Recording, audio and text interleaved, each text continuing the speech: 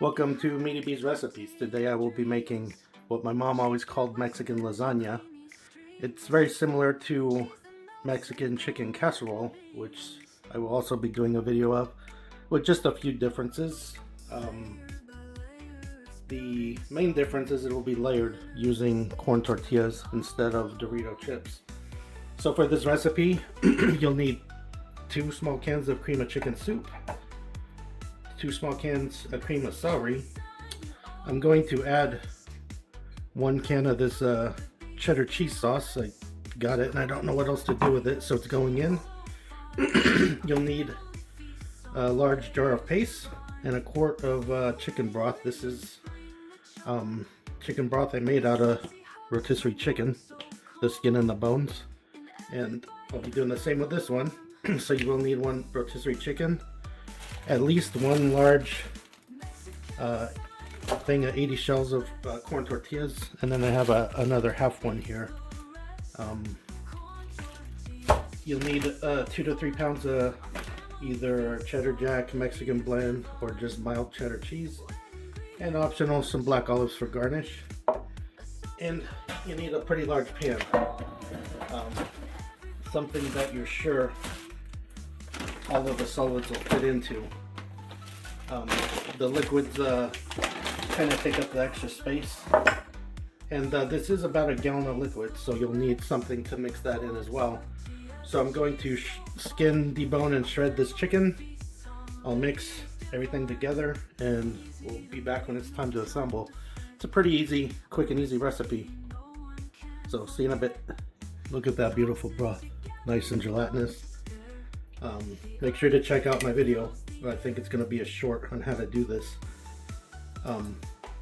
You do want to save about 1 cup of the broth for the bottom of the pan.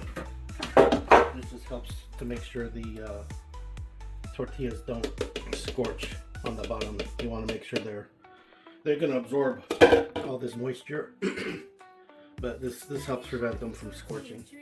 And I'm going to mix in about half my can of olives. I just want some for the top, and then the rest could go inside. A little more. So I have all my liquids more or less mixed. You don't need to get them like fully integrated. This way you're going to have various little flavor pockets as you eat the food. It's going to have some differences in the taste. Everybody won't taste exactly the same. That's just, again, that's like a preference thing. And you're just going to layer the tortillas, and for the areas where it's there's gaps, you just break them in half and fill in the gaps. And then for these areas, you can just put a whole other tortilla there. I think I mentioned it and it's pretty obvious, but these are corn. And so let me get this finished.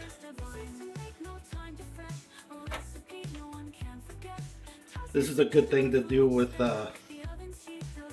any leftover or older tortillas that end up being difficult to use for other dishes. And you could even use like some leftover corn chips. So you get a layer down, you spread some of the liquid, kind of spread it out.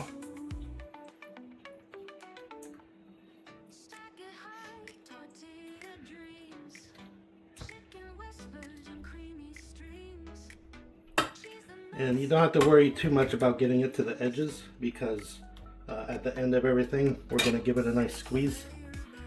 Kind of sprinkle on a handful of chicken, spread it out more or less even, and then a good handful of cheese.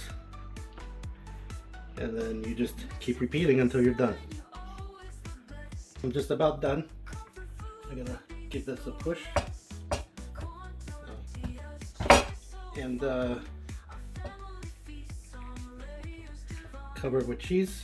I used almost the whole bag But I do have some stuff left over, so I'm gonna make another little mini one. And then this is gonna go into the oven at 350 for 30 to 45 minutes. You want to at least make sure it's warm and starting to bubble. And then you can crank the temp up or put it under the broiler for a couple minutes to get some nice color on it. And then once it's done baking, you want to let it rest for at least 20-30 minutes before you cut into it. Let it set up, otherwise it's just going to kind of ooze everywhere. But yeah, I used all 2.5 pounds of that cheese. Luckily I have some more for my little mini one. And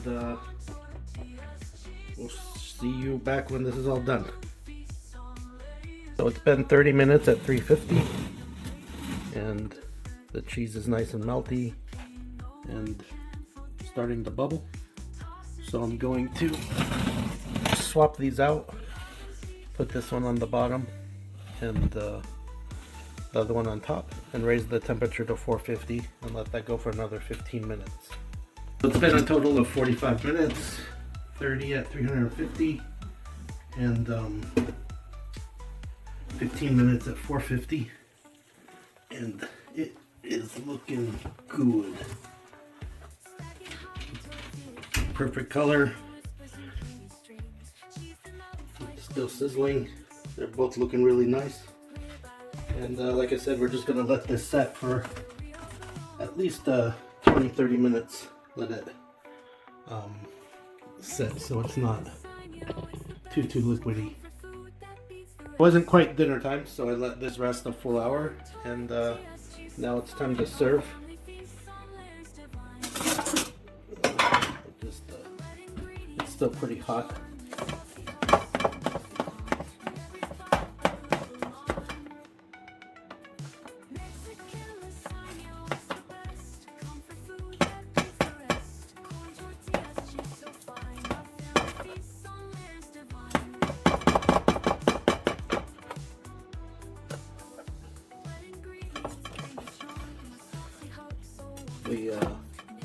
Just like anything, the first slice is always the hardest one to get out, but we'll give it a go.